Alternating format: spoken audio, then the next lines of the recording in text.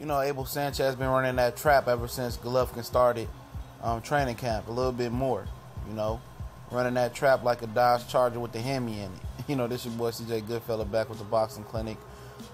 Late night grind, I would guess. Trying to wrap up the videos. Probably got one more after this. God willing, there's no more news that come in.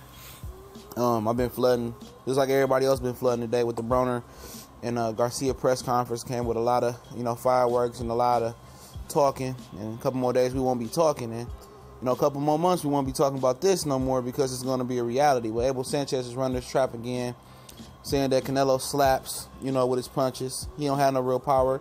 He don't have the size or the punching power to keep up with Golovkin, and they're going to show him what a real puncher is all about. Now, that's fine and dandy, though. I understand him. He always running this trap.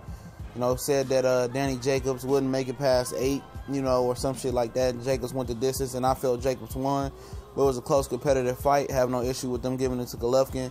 And if it was politics, like some people say, to have this fight happening, it is what it is. We get in the fight by any means necessary, I would guess. And Abel Sanchez also said that he felt that, Canelo wouldn't have the balls to stand there and trade with Triple G. And if he moved and run, moving and ran, whatever you want to say, he would, his Mexican fans would never forget him for not bringing an action-packed fight, which is all this is trying to plant seeds in Canelo's head, But if he didn't know, this ain't Canelo's first rodeo. Canelo Alvarez has been through the gauntlet with great fighters, way better than whatever Golovkin ever fought. When a welterweight is, probably the second best fighter you ever fought in your career, and you 35 years old. I mean, I wouldn't be doing too much talking, if I'm Abel Sanchez. He believes that, Golovkin can walk on water. He believes Golovkin, has fought the greatest, middleweight gauntlet of fighters in the world. He believes he's an all-time great middleweight. I don't believe that.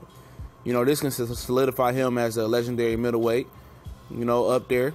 But, like I've been saying, you look at the body of work, man, it's terrible. It's trash. It's waste management. And people will say, well, he had to fight who he can fight. And I'm not trying to hear that, Lara called him out. Lara still called him out. I seen Ronnie Shields talk about today, and they act like they don't hear him. They said that, Willie Monroe was a bigger name than Erickson Lara after he won the Boxino tournament. And, they say, oh, we ready to fight anybody from 54 to 75, and they changed it to 168. And then when Andre Ward said, let's make the fight happen, they backed out of it. So it ain't like he ain't had opportunities to fight other great fighters.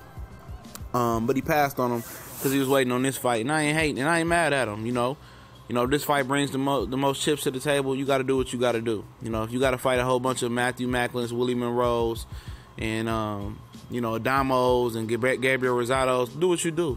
And just don't miss. Because if you don't hit a home run in this fight, if it's any inkling of controversy, then people going to call you a fraudulent champion. Period. And if Canelo comes out and dog walks your ass, Abel Sanchez, he dead on this block, B. He can't get no work back on this block, B, because, his prediction was off with Daniel Jacobs, then your prediction off with this, and then you talking all that riff-raff and rapping about that shit that don't matter, But, yeah, Triple G had a hell of a chance, though, but he got to understand this, man. You could talk all that shit about Canelo slapping or not, doing this, or he ain't gonna stand and trade with you. At the end of the day, man, he gonna do what he got to do to win this fight. He got the experience in a mega fight. He got the experience fighting the upper echelon fighters. He got the experience, more than Golovkin do. And Golovkin is 10 years his senior damn near. This dude ain't gonna worry about it. Canelo gonna do what he do. He gonna shoot that shit to the body. He gonna counter punch, slip dip, and only issue that's gonna stop Canelo from winning this fight is if he can't take him on the chin and his stamina. That's the only thing that can hurt him. If he ain't got the stamina and he can't take him on the chin, then we talking about probably a cakewalk for Gennady Golovkin. But if he got the stamina and he can take it on the chin enough to slip and dip some of them punches, it's gonna be an issue. It's gonna be an eye-opening performance for Canelo. It's gonna be a chance to right his wrongs for the Mayweather fight. That's basically what this is, and I'll guarantee you one thing. Canelo slaps, but he won't give Canelo the opportunity to hit him like he did Willie Monroe. He won't give him the opportunity. He won't. Canelo could do some things that Kell Brook can do. But the difference is between Canelo and Kell Brook and the size is Canelo is a better fluent upper body mover. He's a better defensive responsible. And people talking about, oh, Canelo can't move, can do this. It's ways to get around that.